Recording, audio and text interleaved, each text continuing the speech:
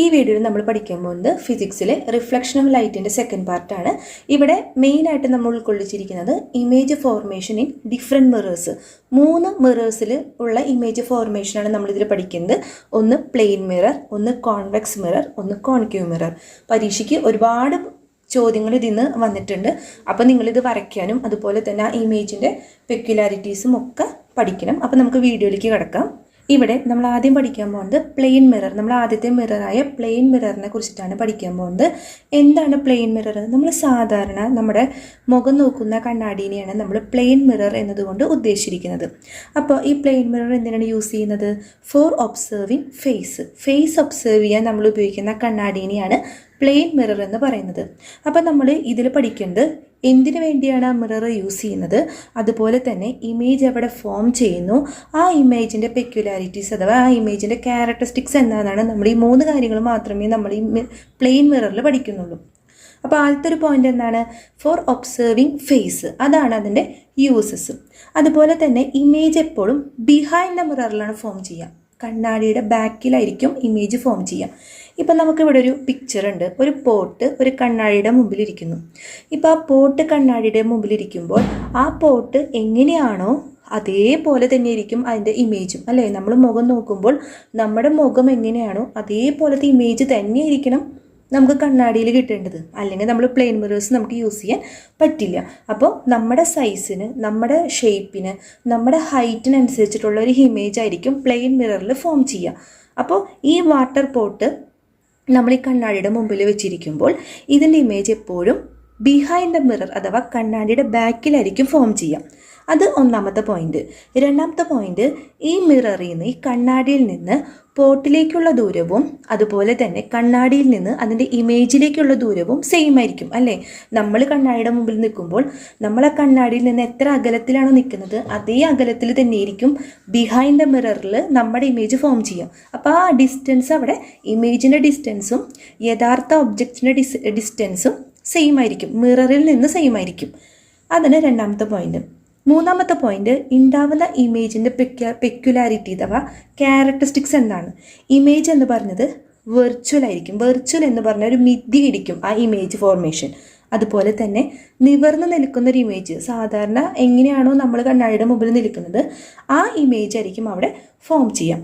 ഇവിടെ ഒരു പോയിന്റ് എന്താണെന്ന് വെച്ച് കഴിഞ്ഞാൽ, വെർച്വൽ വരുന്നിടത്ത് എപ്പോഴും ഇറക്റ്റ് ആയിരിക്കും. നമ്മൾ വേറെ ഒന്നും നോക്കാനില്ല. ഇറക്റ്റ് ഉണ്ടെങ്കിൽ അവിടെ വെർച്വൽ ഉണ്ടായിരിക്കും, വെർച്വൽ ഉണ്ടെങ്കിൽ അവിടെ ഇറക്റ്റ് ഉണ്ടായിരിക്കും. വെർച്വലും ഇറക്റ്റും കോറിലേറ്റഡ് ആണ്. അതായത് എവിടെ ഏത് ഇമേജിൽ വെർച്വൽ വരുന്നു അവിടെ ഇറക്റ്റ് ഇമേജ് തന്നെയായിരിക്കും ഉണ്ടാവാം. അപ്പോൾ ഇവിടെ നമ്മൾ സാധാരണ വി എന്ന് ഒരു കോട്ട് എടുത്താൽ മതി. കണ്ട, വെർച്വലും ഇറക്റ്റും. അപ്പോൾ അതൊന്ന് ഓർമ്മിച്ച് വെക്കുകയാണ് നമ്മൾ ഈ കോഡ് പറഞ്ഞത് വി. അപ്പോൾ വെർച്വൽ ആയിരിക്കും, അതുപോലെ തന്നെ ഇറക്റ്റ് ആയിരിക്കും.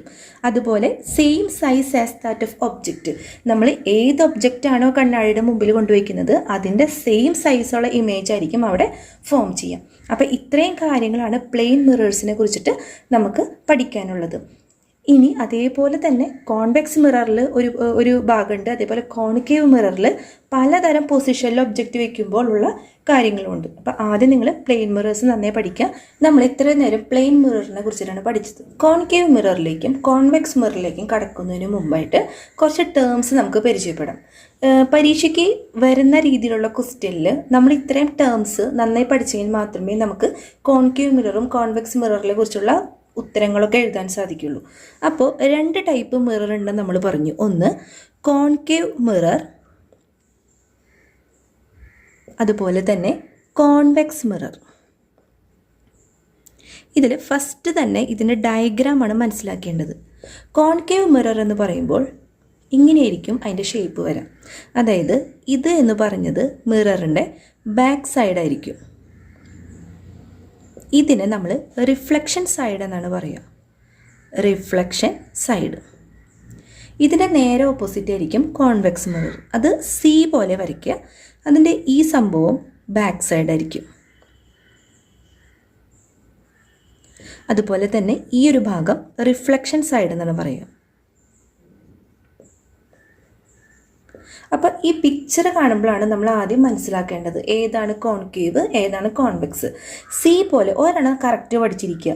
സി പോലെ വരയ്ക്കുന്ന ആ ഒരു ഭാഗം, അതായത് ഈ ഒരു ഭാഗമാണെങ്കിൽ നമ്മളതിനെ കോൺവെക്സ് മിറർ എന്നും, ഇങ്ങനെയാണ് വരയ്ക്കുന്നതെങ്കിൽ അതിനെ നമ്മൾ കോൺകേവ് മിറർ എന്നും പറയും.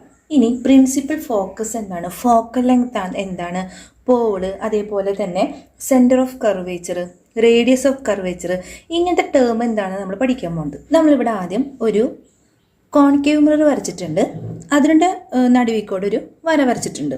അപ്പോൾ ഈ ഒരു മിററിൻ്റെ സെൻറ്ററിന്, അതായത് ജോമെട്രിക്കൽ സെൻറ്റർ ഓഫ് ദ മിററിനെ നമ്മൾ വിളിക്കുന്ന പേരാണ് പോൾ എന്ന്.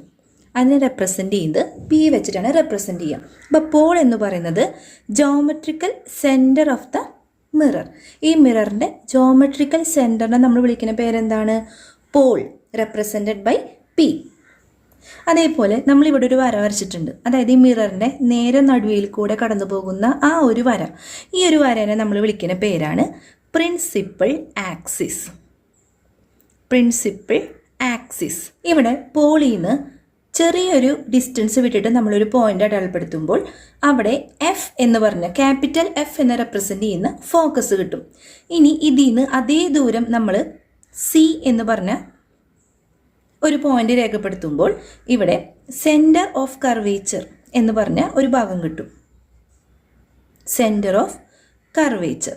അപ്പോൾ പോളിന്ന് ഉള്ള ദൂരത്തിൽ നിന്ന് അതേ ദൂരം തന്നെ, എന്നാലും നമുക്ക് റേ ഡയഗ്രാം ഒക്കെ വരയ്ക്കുമ്പോൾ കറക്റ്റായിട്ട് വരുള്ളൂ.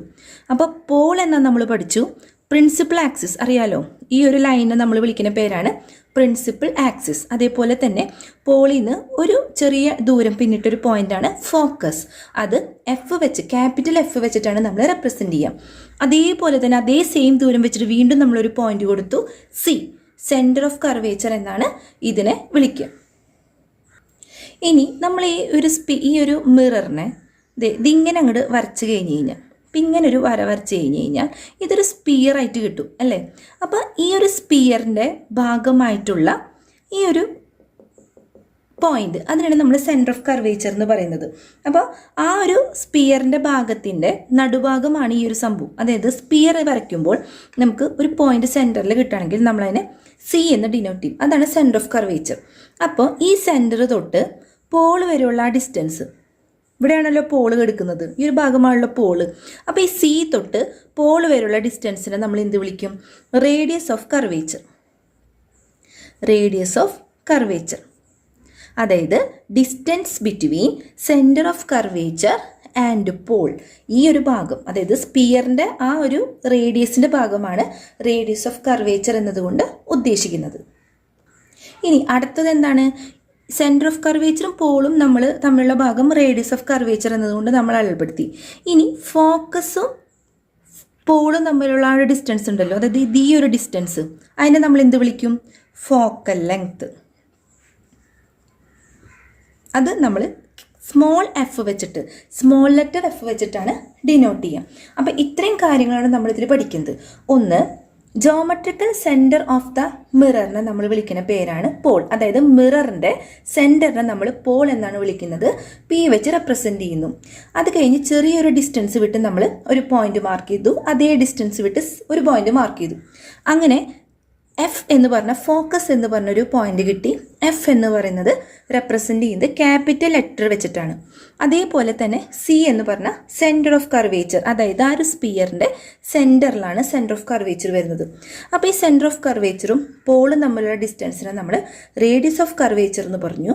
അതേപോലെ തന്നെ ഫോക്കസും പോളും തമ്മിലുള്ള ഡിസ്റ്റൻസിനെ നമ്മൾ എന്ത് വിളിക്കും, ഫോക്കൽ ലെങ്ത് എന്ന് പറഞ്ഞു. സ്മോൾ ലെറ്റർ എഫ് വെച്ച് ഡിനോട്ട് ചെയ്തു. ഈ ഒരു ലൈനെ നമ്മൾ പ്രിൻസിപ്പൽ ആക്സിസ് അഥവാ മുഖ്യ അക്ഷം എന്നാണ് ഡിനോട്ട് ചെയ്യുന്നത്. അപ്പോൾ ഇത്രയും കാര്യങ്ങൾ നമ്മളിതിൽ നന്നായി പഠിക്കണം.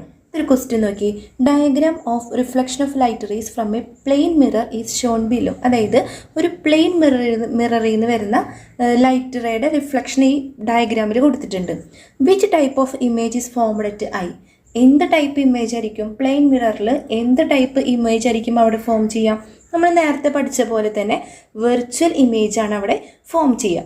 വെർച്വൽ ഇമേജ് വരുമ്പോൾ നമുക്കറിയാം വി എന്ന് പറഞ്ഞ് നമ്മൾ പഠിച്ചു. വെർച്വൽ ഇമേജ് വരാണെങ്കിൽ ആ ഇമേജ് ഇറക്റ്റ് ഇമേജും കൂടിയാണ്. അപ്പോൾ അടുത്ത ക്വസ്റ്റ്യൻ നോക്കിയേ, പെക്യുലാരിറ്റീസ് ഓഫ് ഇമേജ് ആണ് ചോദിച്ചേക്കുന്നത്. അപ്പോൾ വെർച്വലിനെ കൂടാതെ അവിടെ ആ ഇമേജ് എന്ന് പറഞ്ഞത് ഇറക്റ്റ് ആയിരിക്കും. അതുപോലെ തന്നെ അടുത്തത് എന്തായിരിക്കും? പ്ലെയിൻ മിററിൽ പഠിച്ചത് same size of the object തന്നെയായിരിക്കും. ഏത് ഒബ്ജക്റ്റാണോ പ്ലെയിൻ മിററിൻ്റെ ഫ്രണ്ടിൽ കൊണ്ടുവയ്ക്കുന്നത് അതേ ഒബ്ജക്റ്റിൻ്റെ സെയിം ഇമേജ് ആയിരിക്കും അവിടെ ഫോം ചെയ്യുക. അതുകൊണ്ട് തന്നെ സെയിം സൈസ് ആയിരിക്കും. പിന്നെ ഈ വെർച്വൽ ഇമേജ് എന്ന് പറഞ്ഞ ഒരു പോയിന്റ് നമ്മൾ വിട്ടുപോയിട്ടുണ്ട്. വെർച്വൽ ഇമേജ് എന്ന് പറയുന്നത് ഈ ഇമേജ് നമുക്ക് ഡയറക്റ്റ്ലി ഒരു സ്ക്രീനിലേക്ക് പ്രൊജക്റ്റ് ചെയ്യാൻ പറ്റില്ല. Image which cannot be projected on A screen. Virtual image, erect image അങ്ങനത്തെ ഇമേജസ് ഒന്നും നമുക്ക് സ്ക്രീനിൽ പ്രൊജക്റ്റ് ചെയ്യാൻ പറ്റില്ല. ഒരു കാര്യം കൂടി നമ്മളവിടെ പഠിച്ചിട്ടുണ്ടായിരുന്നു, ഇമേജ് എപ്പോഴും ഫോം ചെയ്യുന്നത് ബിഹൈൻഡ് ദ മിററിലായിരിക്കും അല്ലേ. കുറച്ച് കാര്യങ്ങൾ നമ്മൾ പ്ലെയിൻ മിററിനെ കുറിച്ച് ഈ വീഡിയോയിൽ പഠിച്ചിട്ടുണ്ട്. അത് മുഴുവൻ ആ പെക്യുലാരിറ്റീസിൽ എഴുതി വെച്ച് കഴിഞ്ഞാൽ ഫുൾ മാർക്ക് നിങ്ങൾക്ക് സ്കോർ ചെയ്യാം. നിങ്ങൾക്ക് ഈ വീഡിയോ ഇഷ്ടപ്പെട്ടാൽ ലൈക്ക് ചെയ്യാനും സബ്സ്ക്രൈബ് ചെയ്യാനും മറക്കരുത്. എന്തെങ്കിലും സജഷൻ ഉണ്ടെങ്കിൽ കമൻറ്റ് ചെയ്യാനും മറക്കരുത്.